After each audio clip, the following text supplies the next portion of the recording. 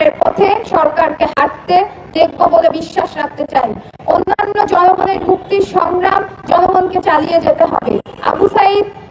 শহীদ আবু সাঈদ, শহীদ রিয়াকব, শহীদ ওয়াসিম নাসিফার রক্ত বৃথা যেতে পারে না। বন্ধুগণ, আমরা অবাক হয়ে দেখলাম গত 11 মাস ধর্ষণ ও নিপীড়নের বিরুদ্ধে বাংলাদেশ প্ল্যাটফর্মের উদ্যোগে 9 দফা দাবিতে পদযাত্রা ও প্রধান উপদেষ্টা বরাবর স্মারকলিপি প্রদানের শান্তিপূর্ণ কর্মসূচিতে পুলিশ প্রথমে হামলা করেছে। তারপর ডিএমপি রমনা বিভাগে সিভিল ড্রেসে থাকা এসি আব্দুল্লাহ আল মামুন ন্যাক্কারজনকভাবে পিছন থেকে অতর্কিত হামলা চালায়। এই হামলায় পুলিশ বল প্রয়োগ করেছে, নারীদের হেনস্থা করেছে, সাংবাদিকরা আহত হয়েছে, যা আওয়ামী আমলের পুলিশই রাষ্ট্রের এই চিহ্ন বহন করে। এই হামলায় সুমাইয়া আক্তার, মেঘমোল্লার বসু, আহমেদ আরাফ, তাসমিয়া নেবুলা, সাজিদুল ইসলাম, মারমা সহ অন্তত 15 জন আহত হয়। ধর্ষণ ও নিপীড়ন বিরোধী একটা মিছিল আটকানোর জন্য ডিএমপি প্রথমে কোনো নারী পুলিশ রাখেনি। পুরুষ পুলিশেরা নারী শিক্ষার্থীদের উপর নৃশংস কায়দায় হামলা করেছে। আন্দোলনকারীরা আত্মরক্ষার্থে পুলিশকে মোকাবেলা করেছে এবং কয়েকজন পুলিশ সদস্য এতে আহত হয়েছে বলে আমরা জেনেছি, যা অপ্রত্যাশিত। ধর্ষণ ও নিপীড়ন বিরোধী আন্দোলনে নারীদের উপর এসি মামুনের ন্যাক্কারজনক হামলা আবারও পুলিশের গণবিরোধী চরিত্রকে উন্মোচন ঘটালো। ধর্ষক, নিপীড়ক, খুনিদের ঠেকাতে ব্যর্থ পুলিশ বাহিনী গণমানুষের ক্ষোভের বিচ্ছুরণ ঠেকাতে নিয়মতান্ত্রিক আন্দোলনে বল প্রয়োগ করছে। এই হামলার দায় পুলিশ প্রশাসন, স্বরাষ্ট্র উপদেষ্টাকে নিতে হবে। এই হামলা চলমান আন্দোলনে স্বরাষ্ট্র উপদেষ্টাকে অপসারণের দাবি যথার্থতা প্রমাণ করে। এই নৃশংস পুলিশি হামলার পর আমরা দেখলাম এই ন্যায্য আন্দোলনকে করতে একদল মানুষ সংঘবদ্ধভাবে উস্কানিমূলক অপপ্রচারে লিপ্ত হয়েছে। বিভিন্ন ছবি এবং খণ্ডিত ভিডিও সামাজিক যোগাযোগ মাধ্যমে শেয়ার করে এই হামলাকে বৈধতা দেওয়ার চেষ্টা করছে। এই মিথ্যা খণ্ডিত অপপ্রচারে অনেকেই বিভ্রান্ত হয়েছেন। বিভ্রান্ত না হয়ে সকলকেই ধর্ষণ ও সকল প্রকার রাষ্ট্রীয় নিপীড়নের বিরুদ্ধে শক্তিশালী অবস্থান গ্রহণ করার আহ্বান আমরা জানাই। ধর্ষণ ও নিপীড়নের বিরুদ্ধে বাংলাদেশ দ্ব্যর্থহীন ভাষায় বলতে চায়, আমরা 2020 সালে সুবর্ণচরে ধানের শীষে ভোট দেয় 4 সন্তানের মাকে আওয়ামী লীগ কর্মীদের গণধর্ষণের কথা ভুলে যায়নি। আমরা ভুলে যাইনি সিলেটে এমসি কলেজে ছাত্রলীগের সন্ত্রাসীদের দ্বারা স্বামীকে বেঁধে রেখে স্ত্রীকে ধর্ষণের কথা। তনু ও মুনিয়া হত্যার বিচার না পাওয়ার কথা আমরা ভুলে যাইনি। ছাত্রলীগ, যুবলীগ, আওয়ামী লীগের সন্ত্রাসী, ধর্ষক, নিপীড়কদের হাতে আক্রান্ত হওয়া বাংলার হাজারো মজলুমের আত্মচিৎকার। বর্তমানে চলমান হামলা মামলার ঘটনাগুলো আওয়ামী লীগের দীর্ঘদিনের খুন, ধর্ষণ, নিপীড়ন এবং বিচারহীনতার সংস্কৃতির এই ধারাবাহিকতা। গতকাল বিকেলে আমরা হতবিহ্বল হয়ে লক্ষ্য করলাম পুলিশ রমনা মডেল থানায় সেই আন্দোলনকারী এবং আহত একজন সাংবাদিক সহ 12 জন শিক্ষার্থী এবং 70 থেকে 80 জন অজ্ঞাত ব্যক্তির নামে দাঙ্গা সৃষ্টির মিথ্যা মামলা দায়ের করেছে। আরো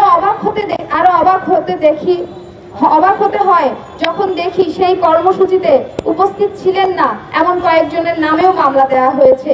পুলিশ ক্ষমতার অপব্যবহার করে গণহারে এই মামলা করেছে।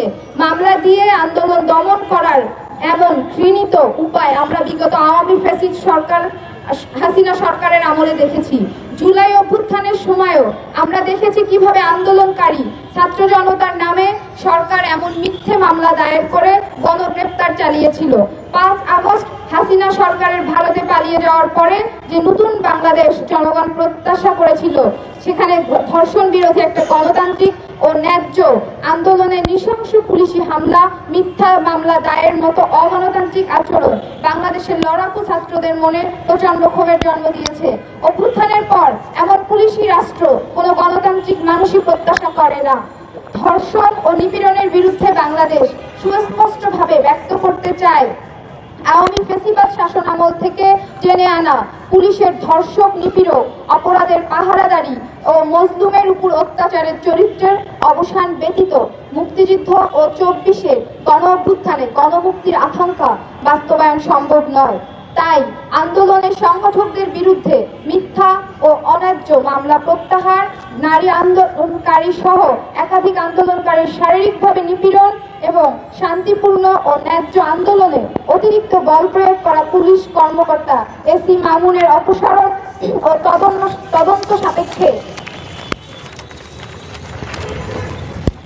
হামলায় জড়িত অন্যান্য পুলিশ সদস্যদের দৃষ্টান্তমূলক শাস্তির আওতায় আনা, ব্যর্থ স্বরাষ্ট্র উপদেষ্টার পদত্যাগ, ধর্ষক নিপীড়কদের বিচার সহ 9 দফা মেনে নেওয়া এবং সংঘবদ্ধ ও উস্কানিমূলক অপপ্রচার বন্ধে কার্যকর উদ্যোগ গ্রহণের দাবি জানাচ্ছি।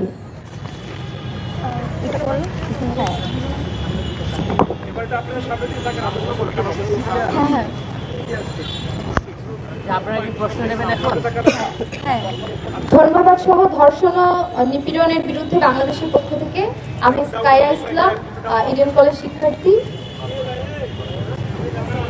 আমি সুমাইয়া সাইনা, ইডেন মহিলা কলেজের শিক্ষার্থী। আমি সীমা আক্তার, আমি ঢাকা বিশ্ববিদ্যালয়ের অধ্যয়নরত আছি। আমি সিদ্ধার্থের মধ্যে আমি ঢাকা বিশ্ববিদ্যালয়ের অধ্যয়নরত আছি। আমি জাহরা রাজিফা, ঢাকা বিশ্ববিদ্যালয়ের অধ্যয়নরত। আমি অধ্যয়নরত ঢাকা বিশ্ববিদ্যালয়ে।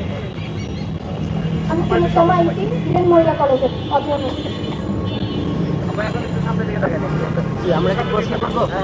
হ্যাঁ, আমরা আমাদের লিখিত বক্তব্য আপনারা পেয়েছেন। আপনাদের